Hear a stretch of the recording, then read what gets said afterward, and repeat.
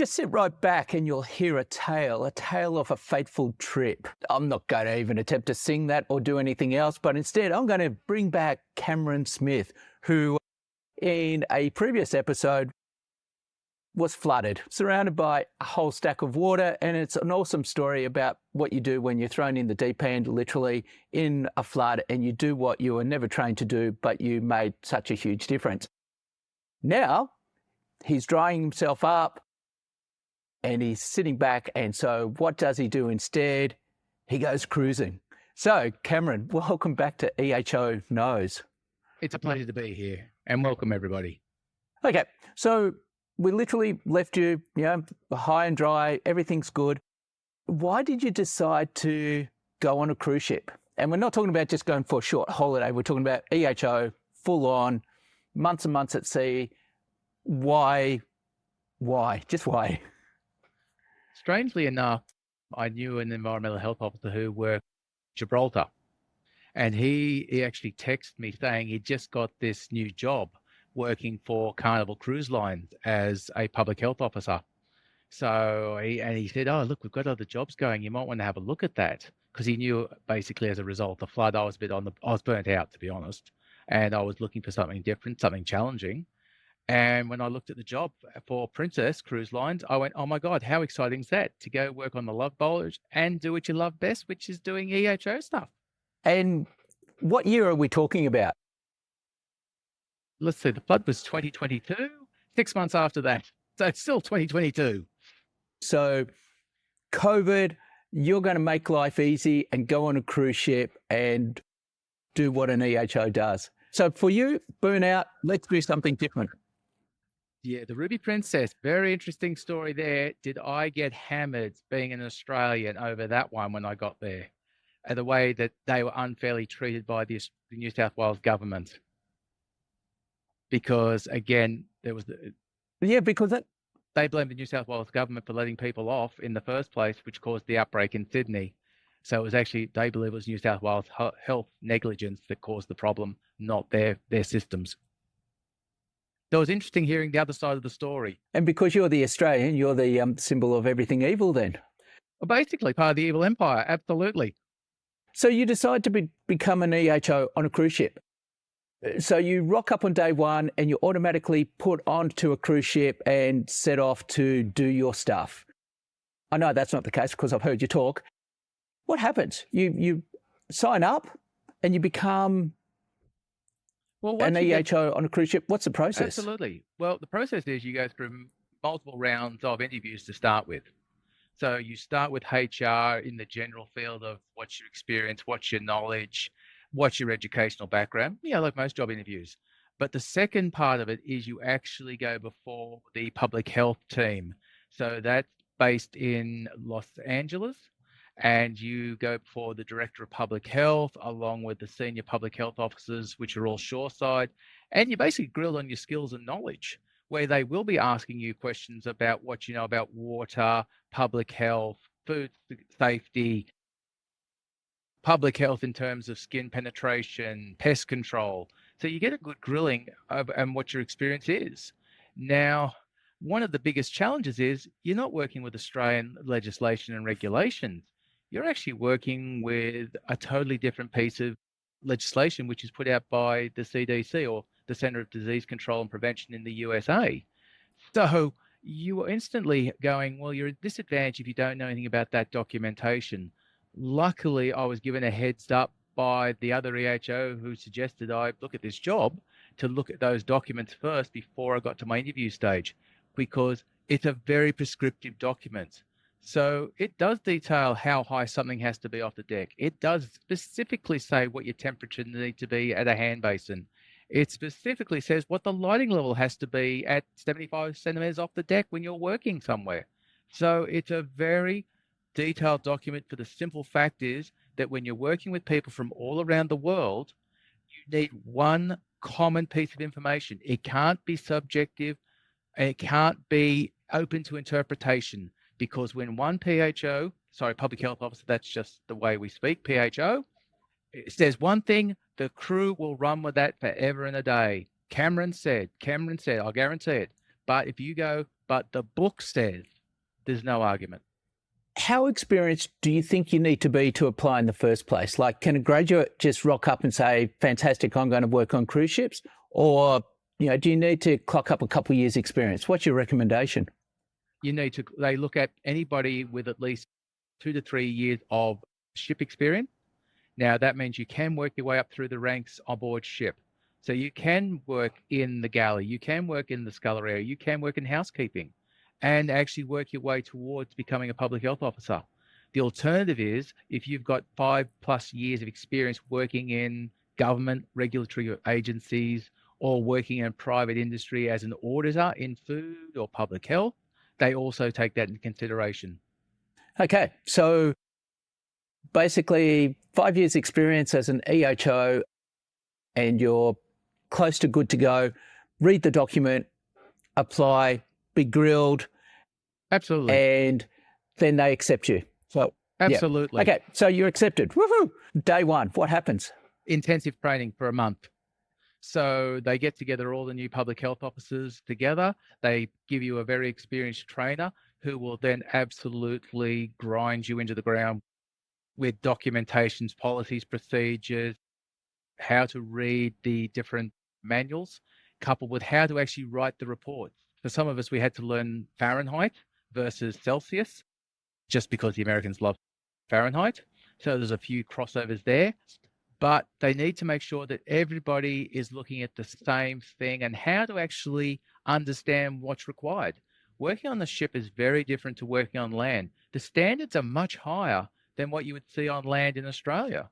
So suddenly what's close, and again, being the token Australian, she'll be right, she'll be good enough, does not cut it. That was quoted to me from day one. They go, we know you're Australian, still be right is not going to work here. It must be. So it's a bit of a culture shock going, she'd be right, that's close enough. No, the standards are really high. So how many people were in the boot camp with you? There was 4 of us. And we're talking about boot camp at sea on a boat? Yep, absolutely, absolutely. My first assignment was aboard the Royal Princess for a month. So basically, we're sailing up and down the west coast of the USA between Los Angeles and Mexico, Tijuana.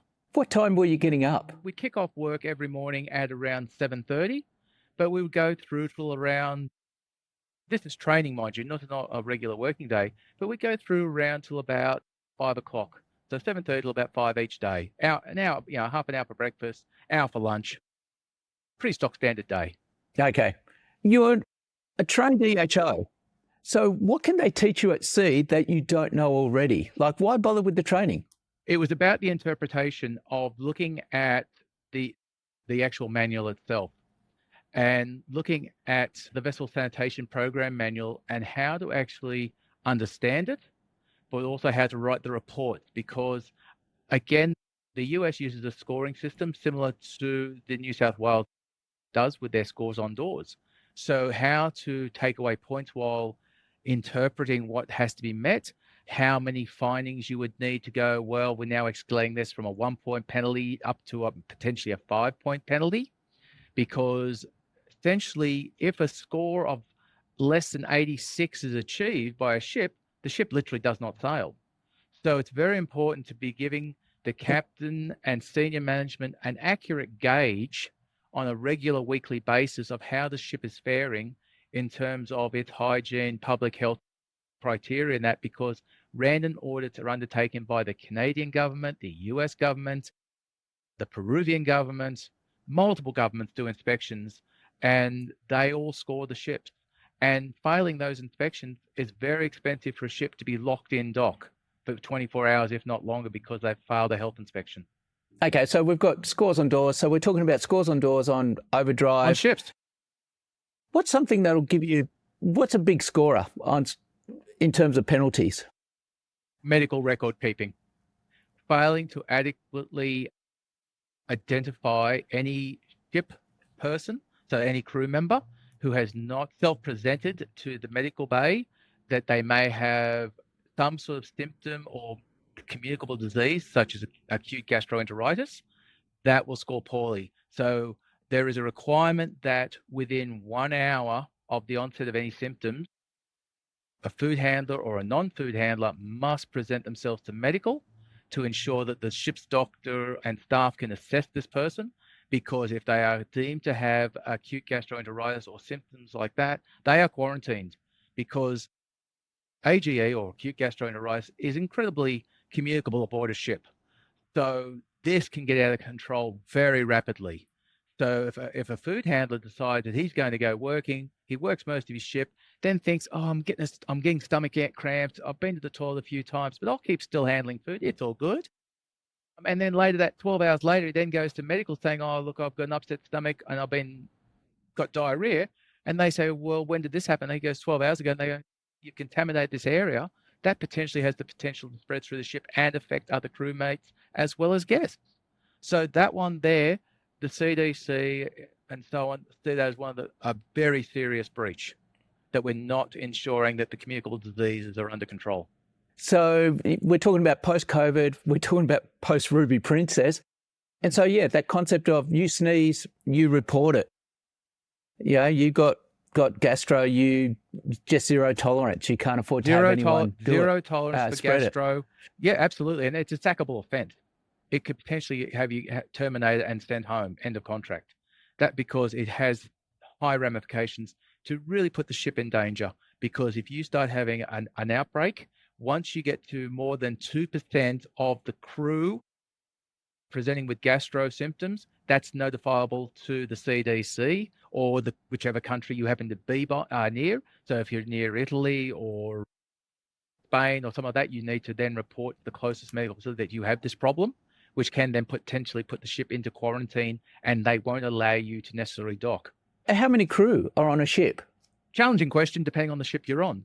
So the Royal Princess had a crew of 1,700 with a carrying capacity of around 4,500 guests. Later on, I was working for Seabourn. That went down to a crew of only 600 with a guest complement of just over 1,000. Okay, so 1,700, 2%, 34 people. So 35th person pukes, craps, whatever, you're in trouble. You're grounded. We had one day with the senior doctor and I was sitting there watching the clock, and we were counting it down to midday, because at midday we could remove 2 people from that percentage, because the numbers had skyrocketed up, because as long as we stayed under 2%, we were fine. But if we got one more case, we were at that stage where we had to then notify the nearest landmass that yes, we'd exceeded that reason and we'd have to go to a much higher quarantine level. Which is also then really interesting, because like you've got a zero tolerance for reporting, but if you report, you then ground the ship. Potentially. So there you go. Okay. So probably a good segue in terms of the amount of power you have. You've got the ability to shut down a ship if you wanted to. So what's your rank? 2.5 stripes. So it's a fairly senior rank. So when you get to 3 stripes, essentially you're in charge of departments. So most people don't argue with you. It's only basically senior management that'll argue with you for that reason. And that's why it's given such a serious rank, because it's a case of, yes, you are in charge, even though you report to the senior doctor and the hotel director. So you've got 2 bosses, which is always challenging to keep both happy. But at the end of the day, your recommendations go to the senior doctor, and the senior doctor is the one who does the yay or the nays, that no ship can sail without a senior doctor present. You can sail without the captain, it turns out, but you can't sail without a senior doctor, because he makes the final determination. If he makes the final determination on whether there is a serious outbreak, and he is the one responsible to report to shoreside, it's his ass in the sling, essentially. So you're the eyes and ears of the senior doctor. So you answer to the doctor, who is, in one sense, the ultimate power. But then you said you also then answer to the hotel director. Hospitality. Hotel director. So you answer to the 2 people whose job is to make sure you feel good in the opposite extremes. One is pleasure and one is pain, just making sure you both feel good. You've just hit the nail on the head. It is actually a challenging role, because it is a conflict. when the senior doctor is advising, we know we need to quarantine people, we need isolation rooms, and the hotel director is going, no, we need people in the crews because they're paying money. We don't go suddenly shutting rooms down just because you want quarantine rooms. But you go, yes, but. So yeah, you actually sometimes have a little bit of conflict there about making sure people are enjoying themselves, but also ensuring public health and safety is managed as well. So you've got 1,700 staff, you're 2.5 Stripe Hut, you answer to the doctor and hotel guests. How many people are senior to you then? How many, how many stripes do we go up to? Essentially, well, under the captain, you would then you've got 3 heads of department. You have the chief engineer, you've got the hotel director, and you've also got the staff captain, which is the number 2 captain on board. So they're your 3 heads of department, and they're 4 stripes each. You then drop down generally. Yes. Okay. There's a couple of unusual 3.5 stripes, but they're very rare. But then essentially 3 stripes is your heads of department. Okay. Because what I love is like you are now way up here in terms of hierarchy. And so describe your typical day for one of the most powerful people on the ship. What did you do? And we're now talking about you're on the ship, you're post training. What was a typical day? Typical day was, for me, kicked off between 7 and 7:30 every morning. I always headed to galleys first thing in the morning to make sure that, again, chefs were undertaking their correct duties in terms of food handling, but time control is very big on ships. So they've got to ensure that they've documented and they've color-coded all their potential hazardous foods for time control, but also buffets, and that have to be labeled for allergens. So making sure all the information is available to guests before they come in to dine. And there's also the chat on the way through. Guests love seeing officers and having a 2-minute chat with them as you're passing through. But also the crew, if they see you out and about, they know you're looking, they're more likely to do the right thing. It's when they don't see you and you're not looking, they have a tendency to cut corners, unfortunately, like anybody. If there's an easier way or it's a quicker way to do something, they will do it. So if you're there monitoring them, or at least talking to them, they can see you're actually interested in what they do. And that'll take you through till breakfast time. So breakfast anywhere between 8 o'clock and 9 o'clock for a half-hour breakfast. But then you've got meetings from 9 until 9:30 with heads of department through the hotel. So you'll have cruise directors, you'll have head of food and beverage, bar managers. So basically they get together and discuss the day's plans ahead, so you actually know what's going on, what activities are happening, because you may be required to actually be at those events or activities to oversee a food or a drink or a potential public health issue, and just to help out sometimes. But also, it's a way to actually find out what's going on every day, or again, advise the hotel director on potential problems, such as I'm also the conduit to senior medical. They would go, Cam, could you please make sure the hotel director is aware that we have so many people who are actually quarantined? Or, yes, these people shall not be dining because they're in quarantine. Make sure that they're on the no-go to restaurant list, etc., because they're in quarantine. So you become that middleman again to make sure you're representing the medical department. And then the rest of the day is a little bit fluid. Okay. Because the day can also be comprised of regular weekly activities. Every week there is a crew drill for evacuation of the ship. So you know that every week, you will have to lock in usually between 10:30 and 11:30. You'll be doing evacuation drills with the rest of the crew. That's not negotiable. It's a mandatory event. Other days you'll go, oh yeah, today's this general ship inspection where the captain will be involved. Senior managers will actually go through and do a hygiene check of the ship because they want to know what's going on. You accompany them to give advice, but you also have other staff go out to do theirs. Their reports will come back to you. You then look through them to go, is there anything I need to now chase up for the rest of the week to make sure for next week's inspection, we've hit the nail on the head. So again, you're there to assist those more senior officers and follow their feedback if they think there's something wrong. So it's a team effort.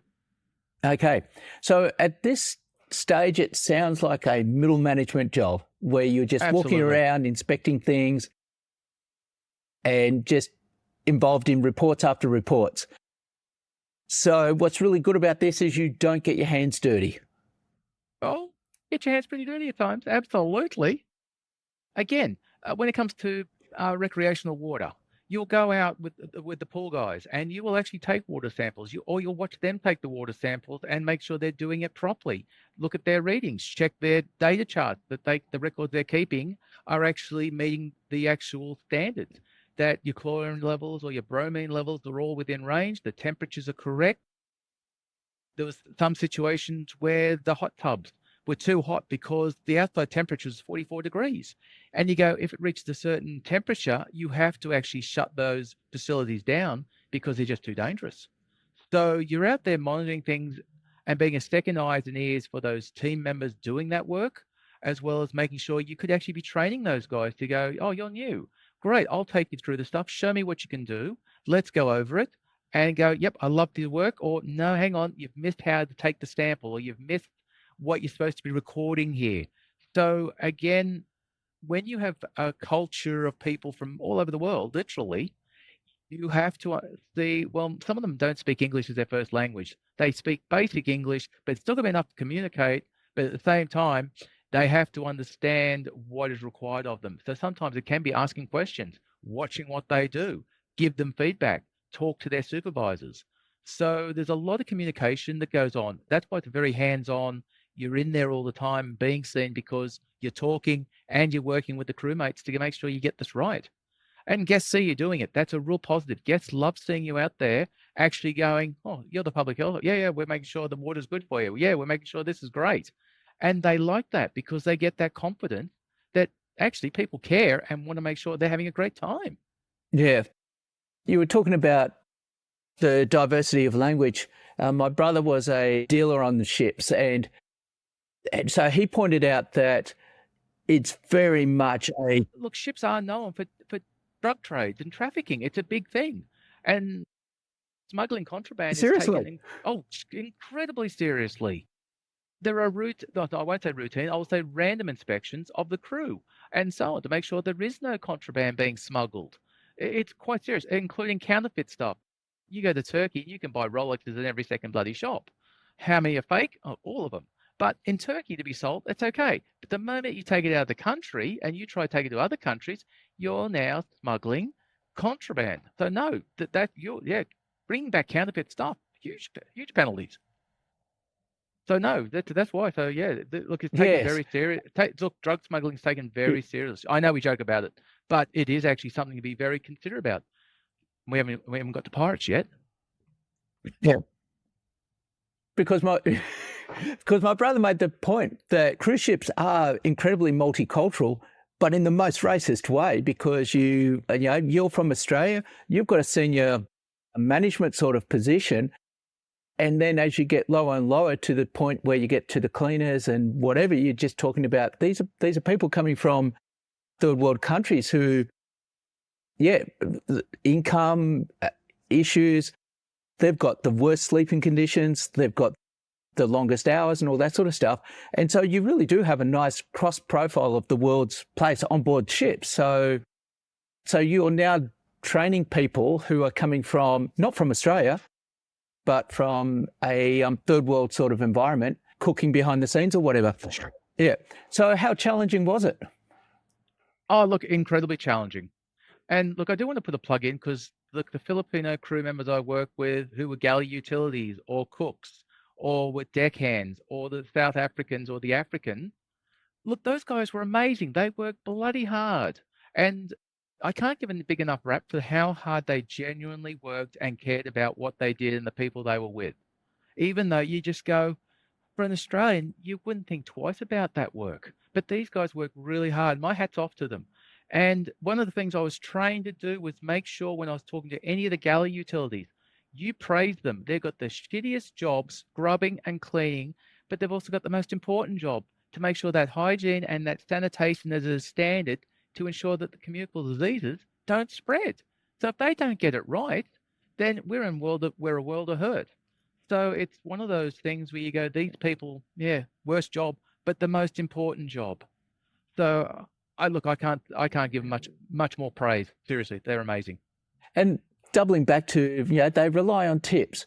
but if they're sick, they can't work and get tips or whatever. And so it is a really interesting mix in terms of just they have to do a really good job.